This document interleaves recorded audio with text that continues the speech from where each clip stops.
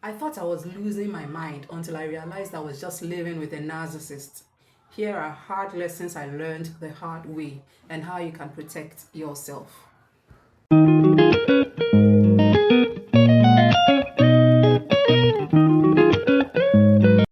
So basically, what are the 8 lessons I learned living with a narcissist? So I'll divide them into 3 parts: what I learned about myself, what I learned about the world and healing, and what I learned about narcissists.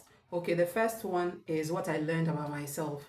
And for me, I learned that I attracted a narcissist because I had a fracture on the inside. I was fractured on the inside, and so I needed to work on my insecurities, and I'll lose the need to be in a narcissistic relationship once I'm able to work on my insecurities. And so most of us, when we grow up with uh, abuse, and it fractures our soul. As a result, we attract narcissists. But when we work on our insecurities, there will be no need for any narcissistic relationship again. That's the first thing I learned about myself.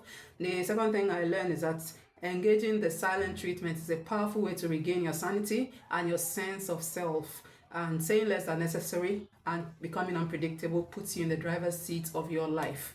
Okay, the third thing I learned about myself is your ability to respond to triggers is vital to surviving narcissism. And Lee Hammock, a self-aware narcissist, puts it this way: says if they cannot trigger you, they cannot control you. And even if they trigger you, you can choose to respond instead of react. And so there's a difference between reacting and responding. And so basically, the difference between a reaction and a response is that a reaction is basically an immediate, instinctive, and impulsive, and often emotional response to a stimulus, while a response is a thoughtful, deliberate action. It's less impulsive, and you would have considered the situation in much detail before acting out. Now, there is also what we call the power of a pause. Sometimes you just have to pause to be able to give some sort of silence between the stimulus and your response. And so the power of the pause enables you to think it through before you respond. Okay, now, last but not the least thing that I learned about myself is that I learned that I cannot heal until I am willing to take the bull by the horns. So I had to get myself out of the victim mentality and started seeing myself as a survivor. This helped to make changes that have been helpful and wholesome. So what did I learn about narcissists? I learned that no matter how much you try to mold yourself to please a narcissist, no matter how much you try to mold yourself to suit a narcissist, it won't lead to the desired outcome. Instead, it's time to embrace the real you instead of pretending to be who you are not because you want to appease the narcissist.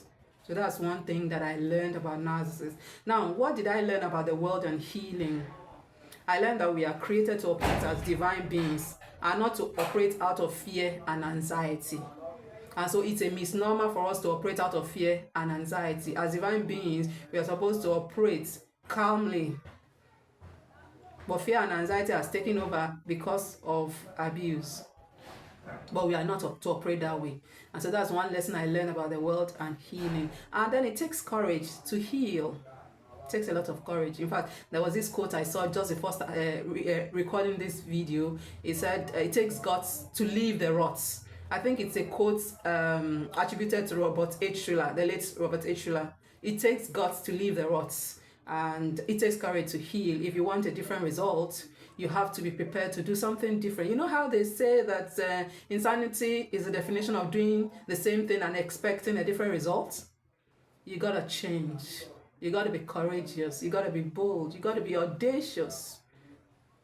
Okay, now the next one lesson that I learned about the world and healing is that the flight and fight response isn't good for our health.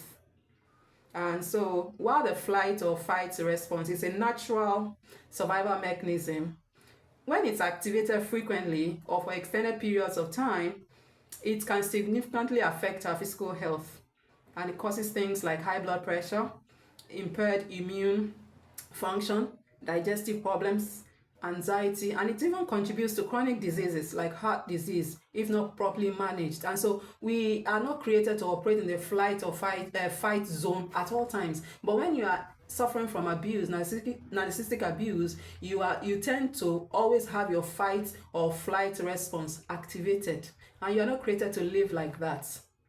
And so it isn't good at all. And so the last thing I learned about healing and the world is that, last but not the least, I learned that hope is not in our situation changing, but in the situation changing us for a different result. And so the situation has to change us. There's no hope in the situation changing. And so if you're there and you're like, I want the situation to change, no, there's no hope there. The hope lies in you allowing the situation to change you for a different result.